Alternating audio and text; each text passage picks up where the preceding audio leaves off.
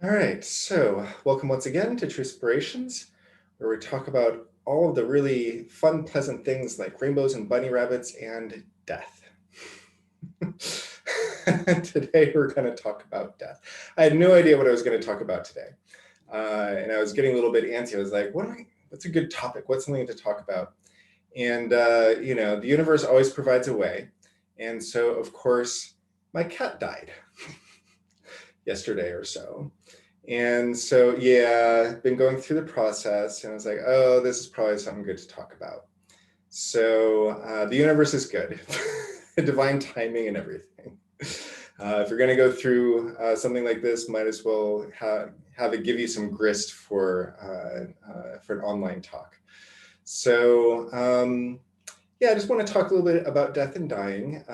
One of the first things that comes to mind for me is a story, or is that actually an autobiography written by a woman who was a writer, and she started exploring Buddhism and had a teacher, and really loved this guy. He was awake and just held a very deep sense of peace about him, and seemed very inflappable. And he had this ashram, or this meditation center that he operated out of, and they were constantly running into funding problems. And so they set up a little fundraiser, and they invite local business people to come, and they're going to have this guy come and give them a little talk, and just something profound, something that will make them feel like, oh, okay, this is a service to the community. Let's open up our pocketbooks and give them a little bit of money. And everybody, all the students have set up, snacks and everything, and they're welcoming everybody in, and they sit them down. And then their teacher comes in, and he looks around at all of these potential donors, and he says, "You are all going to die." And just goes on and on about death, and how like every single one of them is basically a rotting corpse that's just walking around. And this was his way of giving a profound truth to those who need it, right? Like, he was not thinking in terms of, I need to tailor this to, get some money for me and my students and for the center. And I don't know his actual thought process. He didn't actually explain it in the book. But what everybody expected him to do was not what he did. And there's a reason for that. I can sort of see at least some of the reasoning behind it, which is that Buddhism is about being getting into a place where no matter what is happening in life, you are not suffering as a result of it. And one of the biggest stumbling blocks for people, one of the biggest, deepest fears that we have is the fear of death. And so he was just like, let's just confront that head on. Let's just stop walking around as if we think we're never going to die, and just recognize that death is a part of life. And everybody who is walking around right now is at some point going to die. And I think there's something very profound and beautiful about that. He was trying to get to this place of acceptance and help, or I'm sure he was already there himself, and he was trying to get other people into this place of accepting this truth, one of the two noble truths, death and taxes. So let's not pretend that it's just taxes, because that's what you get to experience while you're alive. There's this other thing that's going to happen to every single one of us. And there's a part of me that has really adopted that, probably even before reading that book. But that was another kind of iteration, a reminder, like, it's going to happen. There is no avoiding this. And if you live in the story of immortality, we think that we're immortal, that we're never going to die, because in this body, we've never experienced death. Death is something that happens to other people. And we don't like the idea of dying for a variety of reasons, mostly because we have a story built up around it. And so then it's like, okay, well, let's look at those stories. What are the stories that we have about death? One of them is the story of eternal damnation. If you look at the idea of an all-loving creator, it just doesn't make any sense that there would be this setup for a pipeline of beings to be born and then be sent to eternal torture. So for me, because that just doesn't make any sense whatsoever, I tend not to give it any credence. So that's worst case scenario. Worst case scenario is that the universe was created by an evil bastard who's telling you that he loves you, but he's going to send you to hell forever. That's a pretty bad scenario. Fortunately, I think we can kind of put that to the side and recognize that that's just not really the way that it works. There might be some themes in there that, play on a truth. I think the original idea of hell was just if you were sinful in life, you wouldn't want to be around God because God is this beautiful light. And if you, live in the darkness, you're going to want to stay in the darkness. And so you're going to stay away from God. You're going to stay separate from God. And so there's a thread there that I can relate to. I don't like that story. That's a terrible story. I don't know why anybody would tell themselves that. Or their children, living in separation. That seems awfully what causes us to act in a quote-unquote sinful. But it's a story that a lot of people have, and so they do all these things to try and separate. You're living this in separation from that they've been told is going to happen. And that will perpetuate. If you're doing that all through your life, just the right people, you'll likely do that. In whatever the next the idea of heaven in that case, and that doesn't feel is a whole bunch of other really judgmental people. That's what suffering is. But that's also life on. If I don't get to go to heaven, I get to hang out with these other people, like these prostitutes and gay people, and all these people that you are judging. That sounds great to me. So that's a story. You're not doing a great job of selling this heaven place that I get to hang out with. All we are is neurons in a flesh bag. So anyway, and once those neurons, not to mock religion, are no longer functioning, I consciousnly kind of can't get away from no it longer because I do come from an atheist family. The only thing that makes there's us a little bit of that that conditioning still is these neurons firing in whatever magical way that they do. And once they stop doing that, then it's just oblivion. And that is scary. There is something scary about basically going to sleep and never waking up, about losing the thing that lets you know that you're alive or that you exist, which is awareness. Like if awareness was just snuffed out, something about that is just scary. We have a fear of oblivion that is deeply imprinted in our consciousness for whatever reason. The thing is, though, that if we do turn into nothing, if consciousness just becomes, is a switch that gets turned off, well, once you're turned off, you don't know that you're turned off. You're not feeling pain, you're not feeling pleasure, but you're not feeling pain. You don't know that you're dead. You don't know anything. It's just, there is no suffering there. It's just, the light's been on for a while and now the lights are off. It's not the most fun story, but it's a feasible story. Like if you look at the world from this sort of materialistic standpoint, it's not an unreasonable thing to believe that once the body dies, just starts getting eaten by worms and that's it. But again, given my experience with spirituality, with my own spirit, with connecting to sort of the living essence of everything. My sense is that that's not a completely accurate story either. Certainly the body ceases to have consciousness, but for me, there's just a lot of evidence that points to the possibility, if not the probability, that there's something that endures after death. One of which, this was one of the things that actually really satisfied my scientific mind. There was a book written by somebody called Reliving Past Lives. It's out of print now, but it was a scientist, somebody who wanted to see if there was some way to independently verify past lives. Now, the difficulty in that is that anything that can be verified is something that the person could have already known beforehand.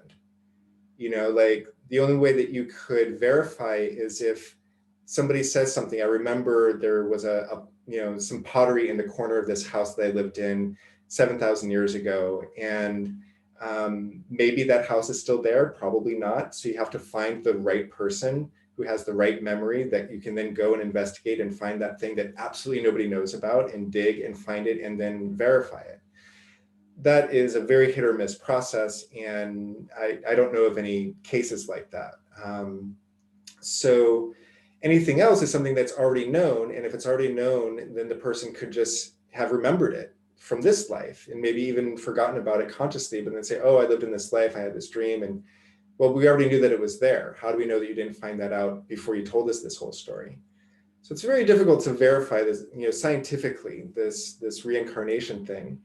And this woman came up with this brilliant process where she was like, if it's true, then if we regress people, if we bring people into their past life memories to certain periods of time, and we do this with a lot of people, then in the aggregate, we should see that a certain percentage of people will be peasants, a certain percentage, smaller percentage of people will be merchants and clergy and middle, whatever middle class there happens to be, very little through most of history.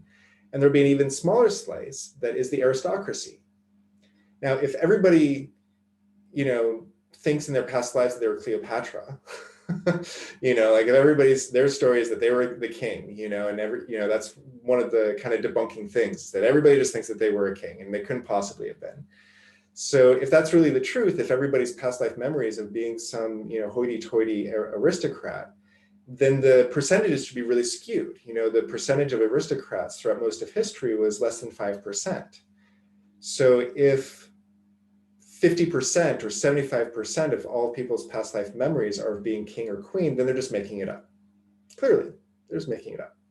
But if there is an alignment between class and the percentage of people who perceive themselves as being in that class for that time period, and what we know to be true about that, and there's no way these people can communicate with each other and conspire to just feed the story. Okay, 70% of you say that you were peasants and 20%, as long as we can sort of control for that, then if there's a correlation between these hundreds of regressions and the kind of, class that they were in, then that's indicative of something. It's not proof positive, but it's really compelling.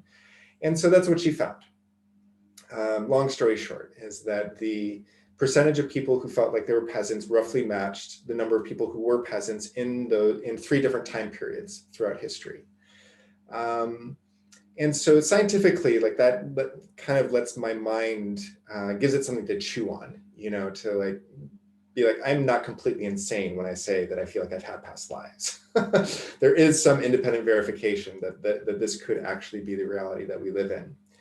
And given the work that I do with the healing work that I do and the connection that I have with past lives through that work, for me, it's sort of a foregone conclusion. There is a process of reincarnation that we all go through.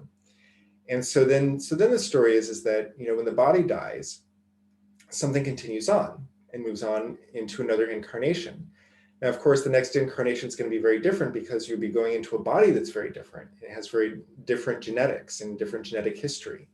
So you're never the same person twice, but there is something that carries from one life to the next, potentially. And so that's, and then of course the atheist retort to that is, oh, people just are afraid of death and they don't want to think that they're going to be rotting in the ground. And so they invent this whole story of reincarnation. It's like, yeah, but the Buddhists didn't even want to reincarnate. The whole idea was to do everything you could do to stop reincarnating. This is terrible. It's not fear of death. It's fear of being on the wheel again and again and again, or just a recognition that it's time to move on. Whatever it is for the individual. So to me, that's a story that makes the most sense. Whether or not it's true, I can't say until I get there.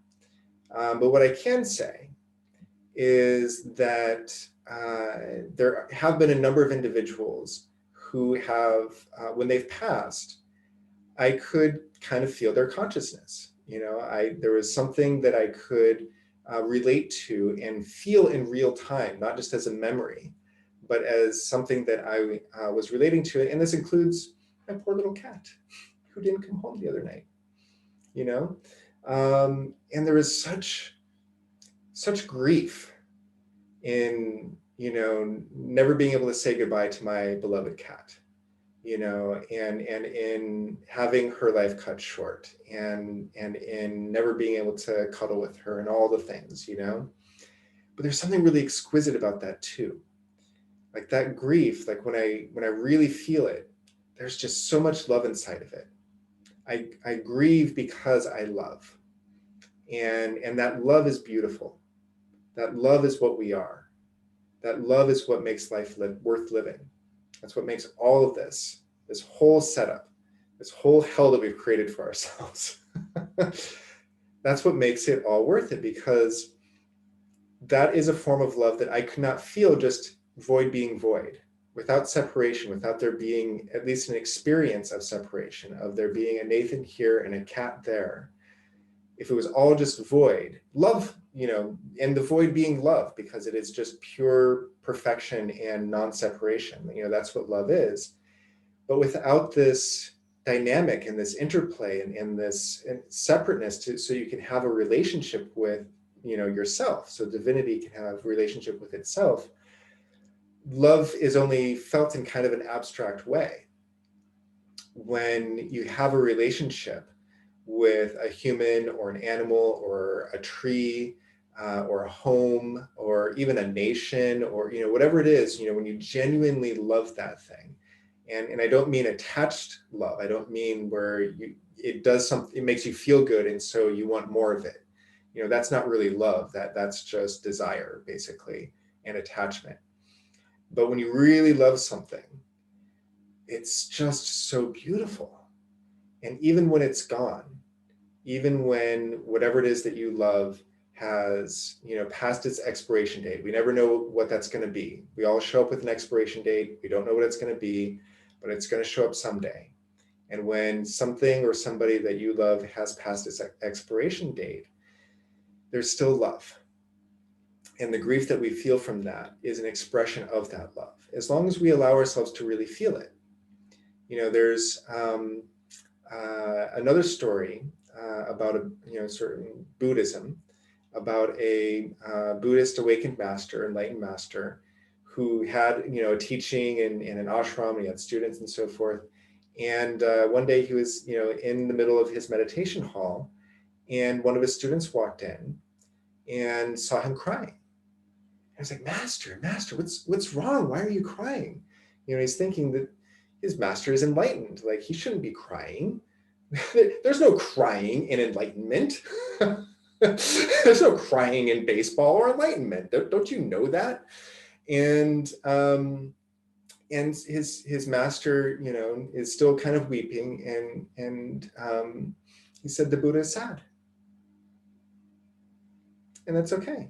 That's part of life. Being awake or enlightened, or whatever the term is that you want to use, that doesn't mean that you don't feel. That doesn't mean that all of your negative emotions, have been lobotomized out of your brain and you don't feel it anymore. It's just that you feel it actually even more deeply, more fully. You're more present with it. There's no struggle with it. When you love somebody and then they die, there's loss there. You've lost the ability to interact with that person or that creature in the way that you're used to, and loss is painful, and it's painful because of that love. So that's why I really let myself feel the grief of losing this cat, who I absolutely adored. You've probably seen me, petting her and playing with her and whatever. Every once in a while, she jumps on my lap and whatnot. I adore this cat. She's an asshole. she's so terrible sometimes. She'll look at me as she's scratching the furniture. And I'm like, I love this cat. Now, where's the squirt bottle? So, and all of that is possible because I'm not struggling with the grief. I'm allowing myself to feel the grief as it arises, and because I'm not struggling with the grief, I can feel the love that spawns that grief. And so that's just kind of that's really the long and the short of it, is that death and loss are painful, and it is absolutely appropriate and healthy to feel that pain and to grieve that loss. And the more that you can do that from a very present place, from a place of non-struggle and acceptance of what is, the more that you can grieve from a place of love, and you can grieve from a place of freedom, and you can just be the Buddha being sad.